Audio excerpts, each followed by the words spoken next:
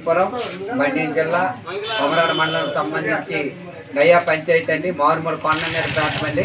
ఇలా వాటర్ కోసం అండి. ఇదండి ఇక్కడ చూడండి దూరం ఈ పాప కదండి మొత్తం పుట్లు ఇళ్ళలు నెల రోజులు అవుతుందంటే మొత్తం పుట్లు వచ్చి ఈ పాప కొట్టాలమండి. వీళ్ళిద్దరూ తెల్లవారి 4 గంటల బయలుదేరి సుమారు 5 గంటలు నడుచుకొని కొమరాడు వచ్చారు. ఎక్కడికి వెళ్తారంటే ఆర్ఎంబి డాక్టర్ దగ్గరికి వెళ్తానమన్నారు. హాస్పిటల్కి వెళ్తే ఈరోజు సెలవని చెప్పి అండి ఎక్కడికి వెళ్ళాలో తెలియని పరిస్థితిలో ఉన్నారు. అయితే కొమరాడు హాస్పిటల్కి నేను వెళ్ళమని చెప్తాను, హాస్పిటల్ తీసుకెళ్తాను.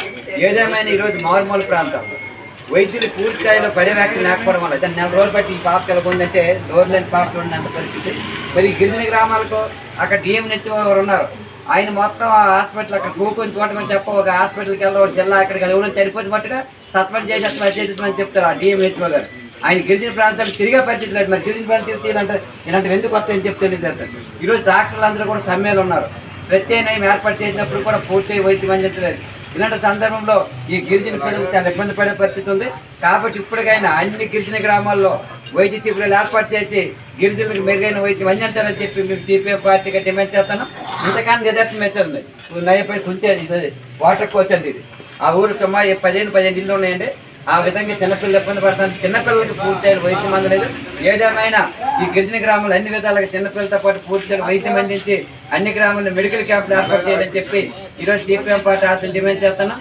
ఏమని ఇచ్చివ్వగలిగితే ఇలా కారు మీద వెళ్తారు, అలాగ హాస్పిటల్కి వెళ్తారు, మరి అలాగ వచ్చేస్తారు. ఇంకెవరైనా గట్టి కడితే వాళ్ళకి నేను పోయినవన్నీ కూడా హెరాస్మెంట్ కూడా చేసే పరిస్థితి ఉందని చెప్పి డిఎంహెచ్ మా దృష్టికి వచ్చింది. ఇది చాలా అన్యాయం. డిఎంహెచ్ తీరు మారాలి.